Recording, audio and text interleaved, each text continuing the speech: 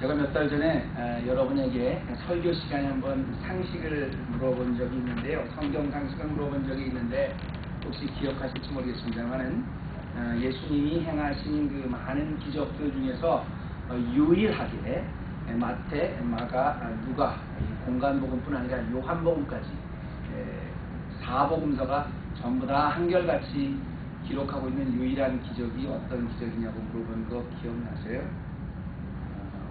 잊어버리신 것 같은 기억인데, 혹시 어떤 기적인지 기억나십니까? 예수님이 행하신 기적 중에 복음서가 똑같이 다 기록하고 있는 기적 맞습니다. 우리 바로 앞에 김현 집사님 말씀해 주신 것대로 오병이어의 기적, 떡 5개와 물고기 2마리를 가지고 5,000명이 사는, 장정만 5,000명이 사는 전체적으로 한 2만 명 됐다고 추측을 하는데, 이걸 먹이신 사건은 이 공간복음뿐 아니라 요한복음까지 합쳐서 4복음서가 다 유일하게 기록하고 있는 기적입니다. 사실 모르셨다 그래도, 잊어먹으셨다 그래도 오늘 그 말씀의 그 주제가 오병이어의 기적이니까 이렇게 추측을 하셨을 수도 있을 텐데요. 눈치가 있으신 분은 제가 또 하나만 물어볼게요. 이렇게 4복음서가 한결같이 다 기록하고 있는 기적은 오병이어의 기적밖에 없습니다. 그런데 이 오병이어의 기적 중에서도요, 이 4복음서가 다 기록하고 있는 기적 중에서 혹시 그 오병이어의 기적이 일어날 때 잔디밭을 배경으로 하고 있는 복음서는 어떤 복음서인지 혹시 기억하세요? 근데 이번에는 좀 게스트가 조금 틀리셨네요. 잔디밭을 배경으로 하고 있는 복음서도 사실은 마가복음, 요한복음, 마태복음, 누가복음만 빼놓고 전체 3복음서가 다 잔디밭을 배경으로 하고 있습니다. 이게 왜 중요하냐면, 이 예수님이 떡 5개와 물고기 2마리를 가지고 이 2만 명이나 되는 사람을, 추측해서 한 2만 명 되는 사람을 먹이신 이 사건은, 이 기적은 4복음서가 동일하게 다 기록하고 있는 유일한 기적이거든요. 그런데 먹이실 때 그냥 먹이시지 않았습니다. 다들 잔디밭에 앉혀서 50명씩 100명씩 때를 지어서 앉혀서 잔디밭을 찾아서 먹이신 기적입니다. 제가 주목하는 것은 바로 이 점입니다.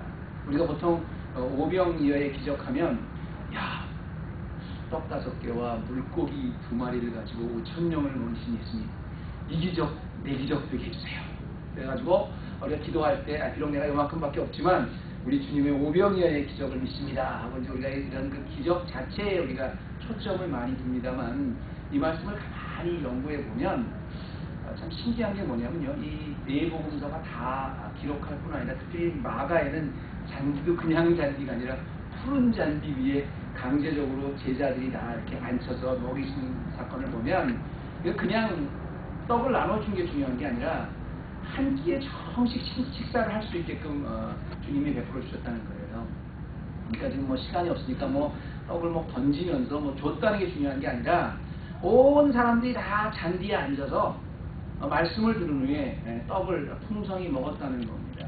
그래서 이 오병이어의 기적을 볼 때 우리가 간과하지 말아야 될 것은 뭐냐면, 바로 이 오병이어의 이 기적은 예수님이 약속하신 이제 앞으로 이 땅 위에 고백 위에 세워주실, 베드로의 고백을 세워주실 교회를 예표한다고 말씀할 수가 있죠. 초대교회의 모습이 꼭 이랬거든요. 천국잔치의 모습이 꼭 이랬거든요. 예수님의 말씀이 있고 그 말씀에 충분히 그 은혜를 받은 사람이 후에 다 앉아서 아주 즐겁게 그 식사를 아주 풍성하게 먹었던 아주 그런 그 천국잔치의 모습, 더 나아가서는 이 초대교회의 모습이 그림자로 우리가 이 오병이어에서 찾을 수 있어야 됩니다. 오늘 말씀이 그런 거거든요. 이제 예수님이 말씀을 전하시는데 많은 사람들이 들었어요. 근데 얼마나 그 말씀이 꿀송이처럼 닿으면 시간 가는 줄 몰랐습니다. 저는 이 오병이어의 기적을 볼 때마다 항상 제가 주목하는 것은 좀 예수님 같은 그런 좀 설교 능력을 좀 억분의 1만이 좀 받았으면 좋겠다. 제가 보통 35분에서 이제 그 정도 왔다 갔다 설교를 합니다만, 한 40분만 되고 45분 돼도 벌써 분위기가 틀려지잖아요. 근데 여기 아주 말씀을 너무너무 꿀송이처럼 잘하시는 목사님이 만약에 설교를 하신다 그러면 뭐 몇 시간 해도 우리가 시간 가는 줄 모르고 듣습니다.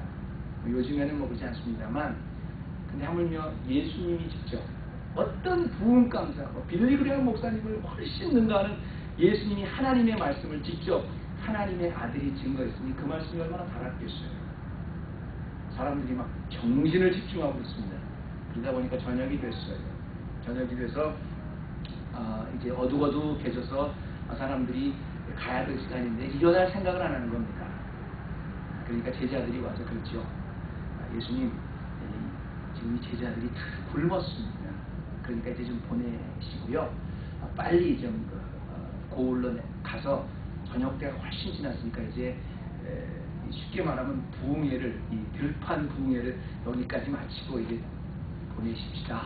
이렇게 제안을 했던 거죠. 그래서 예수님 참 뜻밖의 대답을 하십니다. 뭐라고 대답을 하시냐면, 그래, 네 말이 많다. 왜 부흥회도 절제가 필요한데 빨리 잘들 가실 수 있게 좀 안내를 해드려라. 그러지도 않았어요. 아니면 너희들 말이지 지금 말씀이 중요한데 얼마나 중요한데 그까지 한 끼 굶었다고 뭐 그게 그렇게 중요한 거냐, 그렇게 말씀 안 하셨어요. 아니면 내가 하나님의 아들이니까 걱정 마라, 내가 이들에게 베풀어 주겠다, 이런 말씀도 안 하셨어요. 주님, 이 모든 사람들을 이제 저녁이 되었으면 보내십시오 하는 합리적인 제안 앞에 주님은 딱 한마디로 대답을 하십니다. 너희가 너희가 먹을 것을 주어라. 너희가 먹을 것을 주어라. 제가 아까 말씀드렸듯이 이 오병이어의 기적은 우리 하나님께서 미리 약속해 주신 우리의 천국잔치, 그리고 교회를 그림자를 우리가 예표할 수 있다고 말한다면, 예수님 오늘 이렇게 말씀 바꿀 수 있잖아요. 너희가 먹을 것을 주어라. 제자들에게 말씀하셨다면 바로 오늘날 교회가 된 우리들, 교회여 너희가 주어라. 그래서 오늘 말씀의 제목이 교회여 주어라. 여러분, 제가 수요 성경 공부 시간에 말씀드렸지만 예수님이 교회를 약속할 때 교회는 헬라어로 에클레시아입니다. 에키라는 건 여러분 잘 알죠? 에키라는 건 엑시, 그 헬라에서 나왔습니다. 밖으로라는 소리예요. 레이시아는 뭐예요?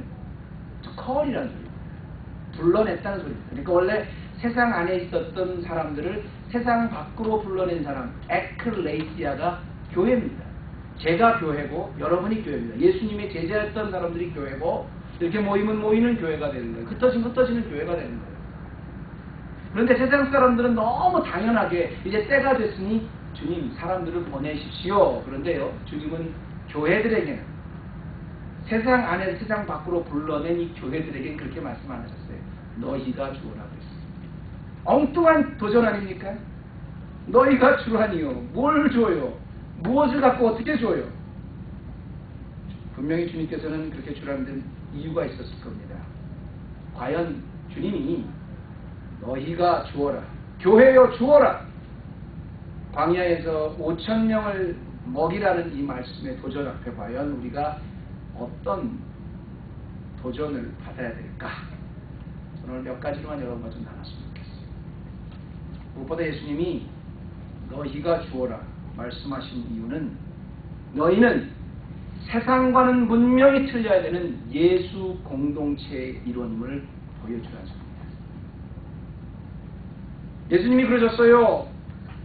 너희가 주어라, 너희가 먹을 것을 주어라. 이게 예수님의 대답이었습니다. 근데 예수님이 너희가 먹을 것을 주어라고 제자들에게 말씀하셨을 때는 너희는 분명히 세상과 틀려야 하는 나의 공동체, 예수 공동체의 일원임을 보여주라는 뜻이에요.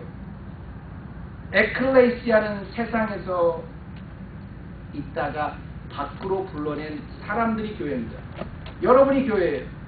그렇다면 세상 안에 있다 세상 밖으로 불러낸 여러분들은, 교회는, 저와 여러분은, 예수 공동체인 저와 여러분은 세상의 방법과는 틀려야 된다는 거지요.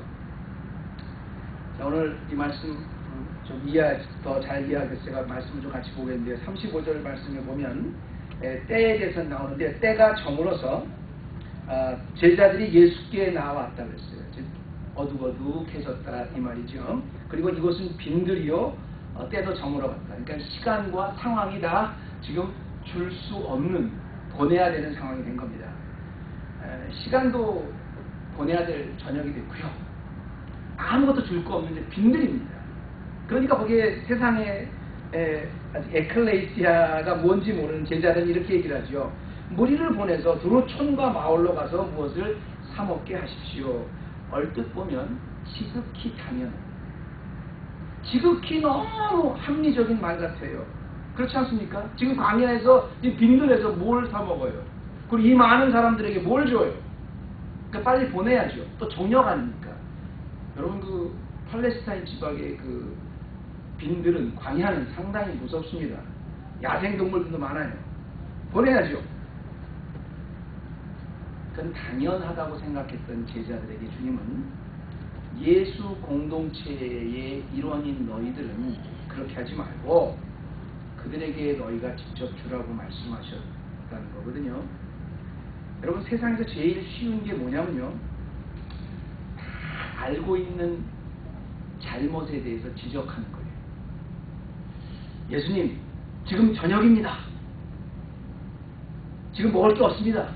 그래서 그러니까 빨리 보내십시다. 이건 누구나 다 알 수 있는 거예요. 그런데 예수 공동체의 이론은 예수님이 그렇게 말씀하지 않습니다. 그래? 그럼 너희가 줘. 너희가 먹여줘라 이거. 일단 세상 공동체와 책임감부터 틀린 우리의 상태를 말씀하시는 거죠. 이런 겁니다. 어떤 사람이 말이다 술에 취해서 오물 구덩이에 빠졌습니다. 그때 아주 현명하신 분이 그 앞을 지나가게 됐더랍니다. 그분은 그랬대요. 이거 근본적으로 잘못됐다. 왜 잘못됐느냐? 여기에 위험 표지판이 없었다. 그러면서 그 한 분한테 그랬대. 기왕 빠지신 거니까 제가 잘 나올 수 있는 법을 가르쳐 드리겠습니다. 허리를 숙이고 각도를 조금 올려서 그 다음에 위에 두 손을 잡고 그 다음에 힘껏 밀어보십시오. 술 취한 사람이 그게 올라오겠어요? 그 사람 법대로 이렇게 따라오는데 보니까 결국은 못 올라왔습니다. 그 다음에 뉴에이지 운동을 하시는 분이 그 앞을 지나가게 됐습니다. 살려주세요 하고는 볼을 뜨고 예, 제가 도와드리겠습니다. 어떻게 절 빨리 구해주세요 그랬을 때 그 뉴에이지 운동을 하시는 분 그랬답니다. 구덩이에 빠진 분 보고 먼저 침착하십시오. 그리고 당신의 깊은 내면을 들여다보십시오. 그러면 당신이 신으로부터 받은 당신 스스로의 그 힘이 있습니다. 그것을 집중해 보십시오. 아무리 명상하고 요가하고 뭐 별의별 행동을 해도 그게 무슨 도움이 되겠습니까? 결국 실패했습니다. 근데 거기 예수님 닮은 선한 사마리아 사람이 지나갔습니다. 구덩이에 빠진 사람을 보자마자, 그 사람을 보자마자 뭐라고 말하기도 전에 거기에 들어가서 같이 들어가서 자기의 힘으로 밀어서 올려줬다는 이야기가 있습니다. 여러분 예수님이 너희가 주어라고 이렇게 말씀을 드렸을 때는 뭐냐면 세상과 같이 지금은 빈들입니다. 그 세상 다 알아요. 갈 때가 됐습니다. 그 세상 다 알아요. 그러니까 보내십시오. 그 세상 다 아는 사실입니다. 그러나 예수 공동체인 교회는 그렇기 때문에 우리가 그들을 위해서 어떻게 먹일까 고민하라는 거예요. 두 번째는 너희가 주어라는 이 의미는 바로 지금 굶주려 하는 이 군중 속에서 너희의 모습을 찾으라는 것입니다. 너희가 주어라. 그 말은 뭐냐면 지금 제자들은 저 군중들은 굶주리고 있습니다. 그러니까 보내십시오. 이렇게 예수님께 요구를 하는 건데요. 예수님은 그 군중들 속에서 너희들의 모습을 찾으라는 겁니다. 여러분 이 말이 잘 이해가 안 되시죠? 이 말이 이해가 안 되시는 이유는 뭐냐면 우리가 과연 군중이 누구인가를 몰라서 그래요. 이 오병이어의 기적을 알려면 우선 우리가 무리와 군중이 누구인지를 알아야 됩니다. 이 무리들은 누구냐? 여기 보면 무리라고 나왔는데 이 무리들, 이 multitude, 이 crowd, 이 multitude들은 누구냐면 그때 당시에 이스라엘 사람들 대부분은 다 이 군중들이었습니다. 우리가 뭐 성경 공부 시간에 배울 때 뭐 바리새파도 있고 뭐 사두개파도 있고 무슨 뭐 세리들도 있고 뭐 에세네파도 있고 뭐 그런 거 많이 배우지 않았습니까? 그런데 그런 사람들, 그 자기의 소속이 분명했던 사람들은 사회 지도층들이었었고요. 아주 극소수들이었고요. 대부분 사람들은 다 그냥 일반 백성들이었어요. 근데 이 군중들은 그냥 다 치이는데 아주 치이고 치이는데 치인 사람들이었습니다. 아주 지겨운 사람들이었어요. 로마한테 압제당하지요. 세리들한테 뜯어먹기지요. 종교 지도자들한테 눈치 봐야지요. 사회적인 대부분 다 아웃캐스트들이었어요. 그런데 재밌는 것은 뭐냐면 예수님께서 그 군중들이 굶주렸을 때 너희가 주어라 제자들에게 말씀하신 이유는 뭐냐면 제자들은 어느덧 자기들은 군중이 아닌 예수님이라는 그 위대한 선지자, 앞으로 이제 로마로부터 이스라엘을 구원해 줄 그런 지도자를 따라다니는 아주 특권층의 사람으로 오해를 하고 있었습니다. 중요한 것은 뭐냐면 여러분 한번 생각해 보세요. 예수님은 군중들의 최고의 인기가 있는 그때 지도자였었습니다. 그런데 예수님을 바짝 쫓아다녔던 이 제자들은 어느덧 자기도 모르게 군중들과는 틀린 거리감을 느껴서 배고프면 그들을 빨리 보내고 우리도 우리의 할 일을 해야 됩니다. 예수님과 함께 해야 됩니다. 이런 소리거든요. 그런데 주님이 너희가 주어라고 말씀하셨던 건 뭐냐면 사실은 너희가 지금 무시하고 너희가 거리를 두고 있는 이 군중들 중에서 내가 너희들을 뽑았다는 겁니다. 너희들도 원래 군중 중에 하나 있었다는 거예요. 그리고 내가 너희를 군중 중에서 뽑았던 이유는 바로 군중들이 굶주리고 무리하는 양떼와 같이 목적 없이 방황할 때, 배고파할 때 내가 너희들을 그렇게 했던 것처럼 너희도 그렇게 하라는 겁니다. 더더구나 지금 이 말씀의 배경을 보면요. 30절 그 밑절에 보면 지금 제자들이 어디에 갔다 온 거냐면 예수님이 특별히 그 전도 훈련을 쫙 그 전도 여행을 보냈습니다. 그리고 전도 여행에서 갔다 왔어요. 전도 여행에서 갔다 왔기 때문에 그때 이 제자들의 지금 심정이 어떻겠어요? 빨리 주님과 같이 그 전도에서 일어났던 그 기적에 대해서 얘기하고 막 좀 그러고 싶었던 거예요. 근데 눈치 없이 예수님이 그랬니 수고했다 좀 쉬어라 그러고 있는데 그냥 그 예수님의 고순가를 놓치지 않고 군중들이 탁 따라온 겁니다. 그러니 제자들은 얼마나 싫었겠어요. 좀 예수님하고 자기가 전도 여행도 한 거 좀 보고하고 자기는 또 저녁 먹었어 보니까 이미 벌써 밥을 먹었습니다. 그 저녁 때가 됐으니까 또 예수님과 같이 또 다른 식사도 해야 되겠고 그래야 되는데 자기네는 좀 특권이 있는 사람인 줄 알았는데 아주 무식하고 눈치 없고 말이죠. 그야말로 좀 셀피시하고 좀 그 무례한 좀 제대로 매너가 되지 않은 에티켓이 없는 이 군중들이 그냥 눈치도 없이 막 따라오는 거예요.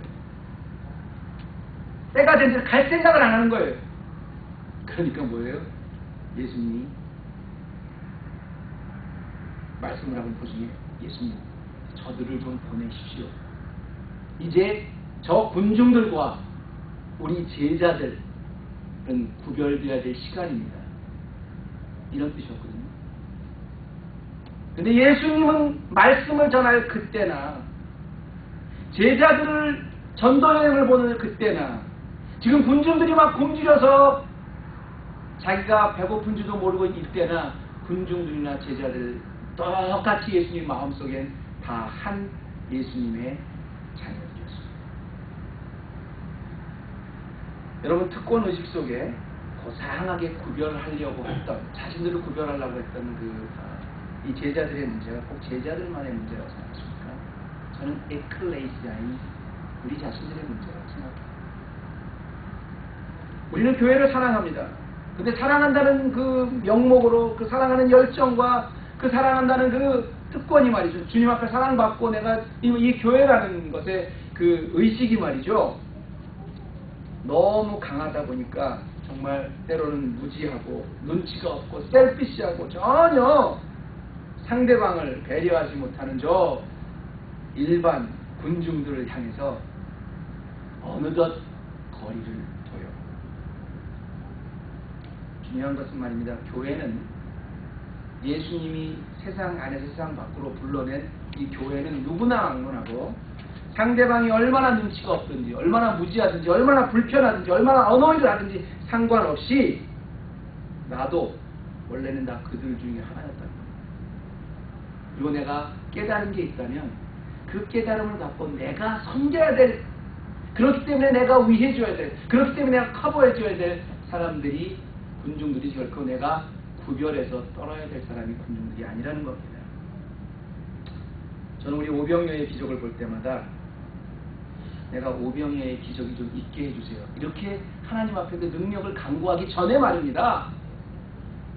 정말 오병이어가 필요한 상대방에 내가 줄 수 있는, 나도 그들이었는데, 나도 그야말로 프로라클 선이었었는데, 나도 원래 저 자리에 있었는데, 그리고 내가 오늘 하나님이 이 자리에 세워주신 것은 나보고 그들에게 죽고 그들을 먹이라고 주신 것인데, 이런 도전을 먼저 받아야 된다고 생각합니다.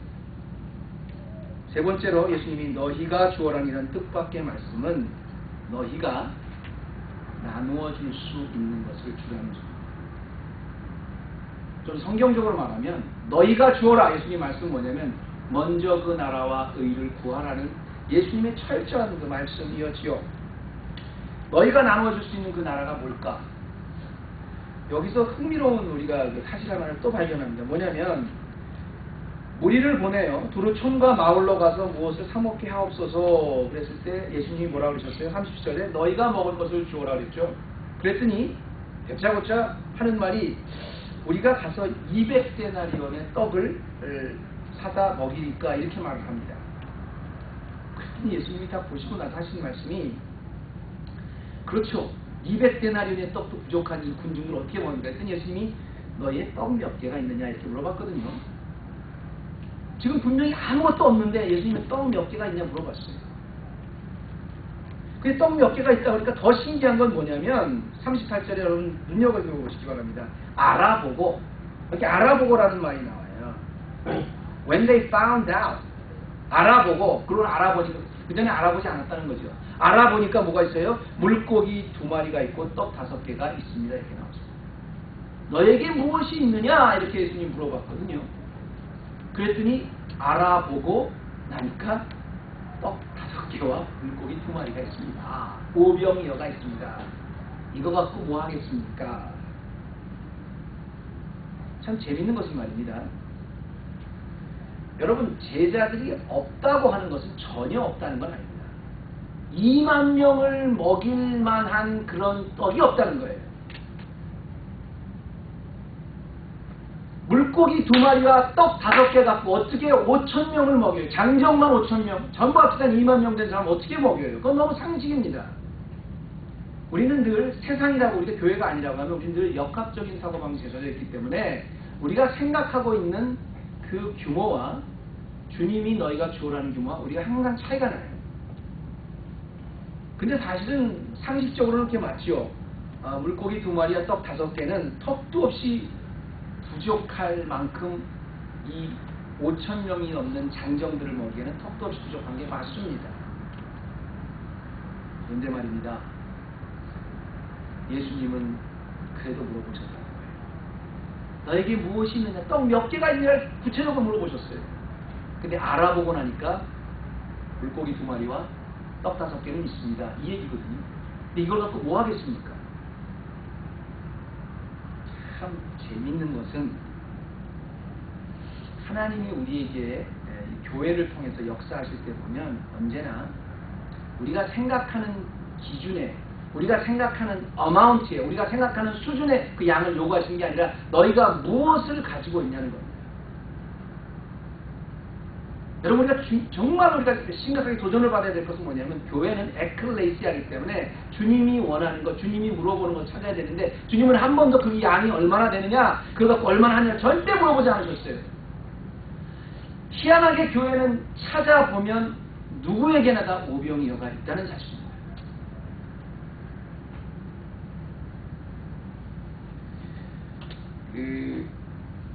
인도의 그 영원한 지도자 간디가 젊을 때 영국으로 유학을 갔을 때요.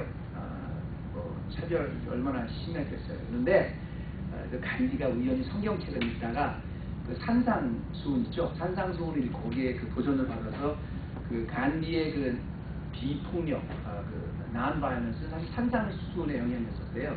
그리고 이제 간디 영향을 받은 사람이 마틴 루터 킹 목사님도 거기에 영향을 받고 non-violence 하지 않습니까? 그런데 산상수훈의 영향을 받아서 스스로 마음 안에 너무 재밌고 감동이 일어나서 교회 문을 두드렸는데 그때 당시 인종차별이 얼마나 심할 때입니까?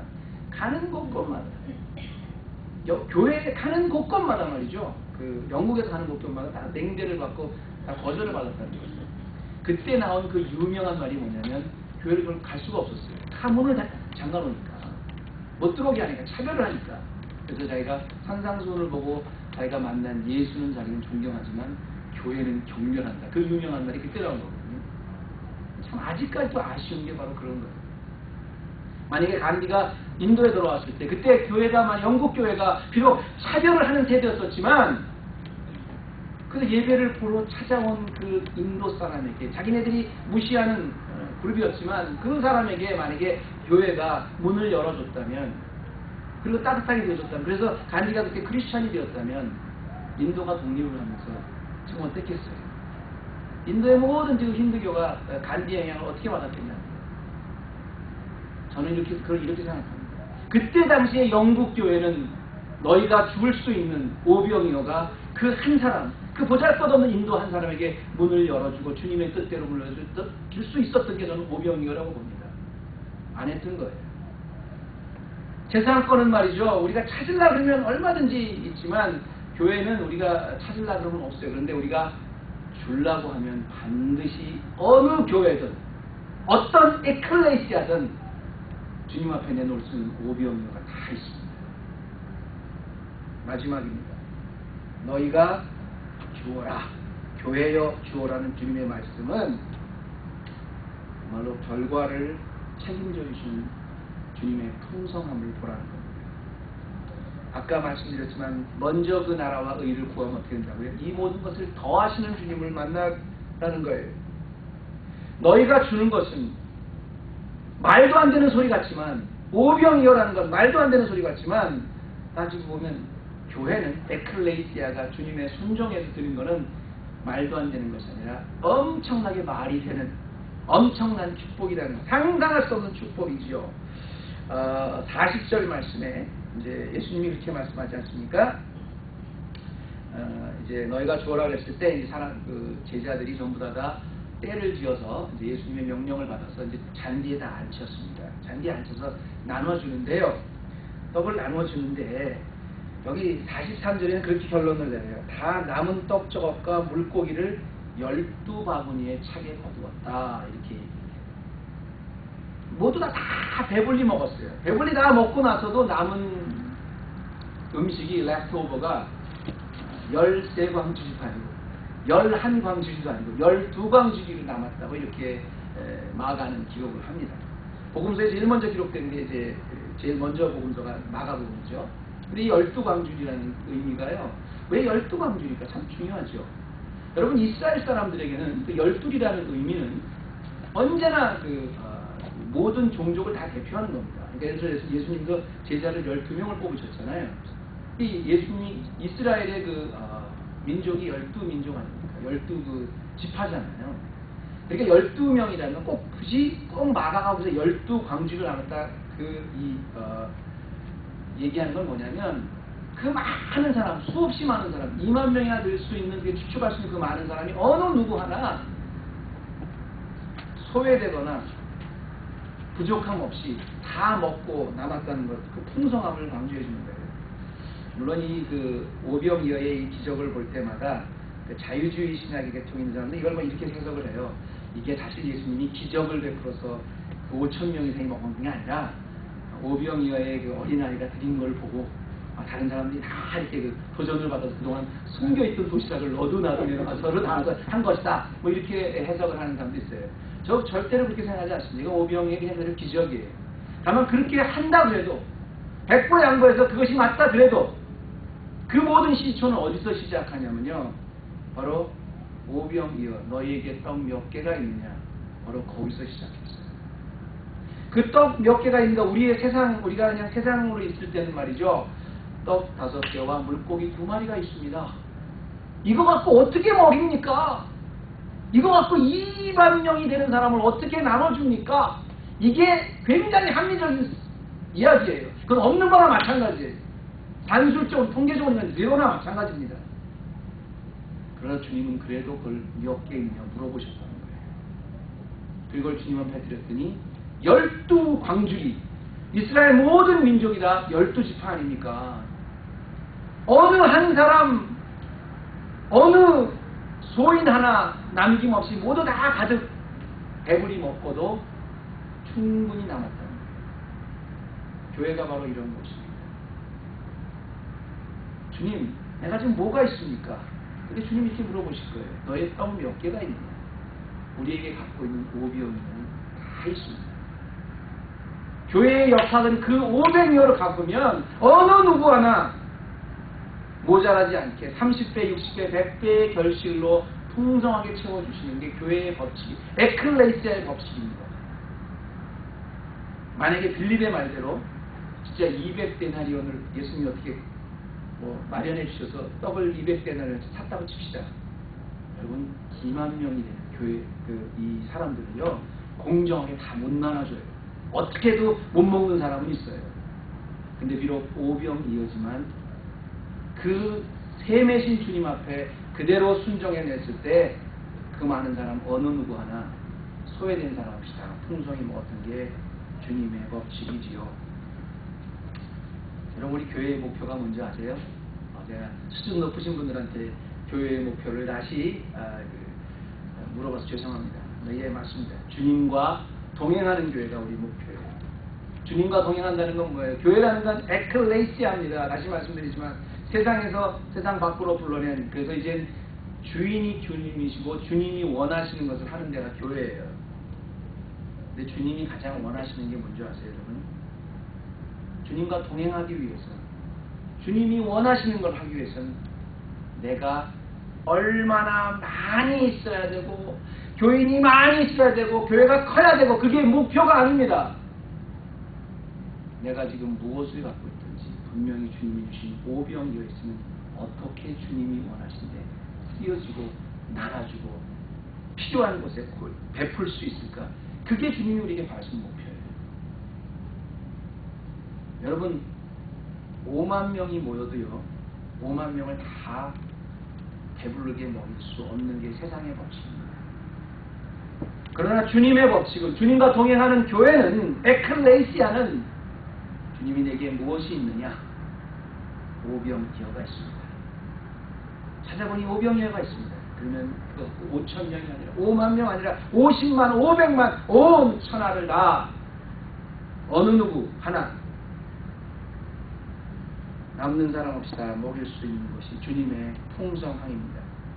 사랑하는 성도 여러분, 우리가 가지고 있는 것이 무엇이든지 주님 앞에 내어놓는 교회가 되십시다.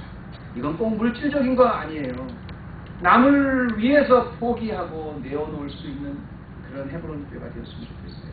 정말 저 사람은 할 수 없는 사람이다. 절대 변하지 없는 사람이다. 아니요. 내가 가진 오병이요. 내 자존심의 오병이요.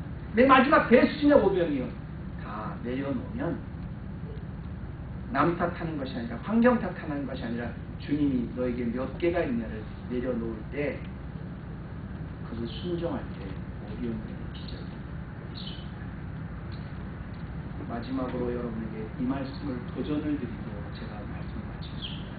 사랑하는 헤브론 교회 성도 여러분, 빈들입니다. 저녁입니다. 광야입니다. 그러니 보내십시오. 이제 우리도 살아야 되겠습니다. 어떻게 먹이십시오. 이런 합리적인 도전 앞에 우리에게 주님은 이렇게 도전하십니다. 헤브론 교회, 너희가 죽어라. 기도하셨습니다. 하나님 감사합니다. 오늘도 말씀을 듣고 참 오병이어의 기적을 통해서 교회라는 것이 무엇인가를 다시 한번 생각해보게 하시면 감사드리고요. 우리가 아무것도 없다고 하지만 주님이 너희 손에 무엇을 갖고 있느냐 보면, 찾아보면 누구에게나 다 어느 교회나 오병이어는 있습니다. 주님, 우리에게 오병이어가 있습니다. 물질적인 것뿐 아니라 정신적인 것, 또 내 마음적인 것, 내 재능적인 것, 모든 오병이어 주님 앞에 내어놓고 주님이 받아주시고 그 오병이어를 통해 주님이 역사하여 주옵소서. 그 풍성한 은혜를 날마다 주님 오실 때까지 체험하는 우리 헤브론 교회 풍성한 교회 되게 하여 주시옵소서. 예수님의 이름으로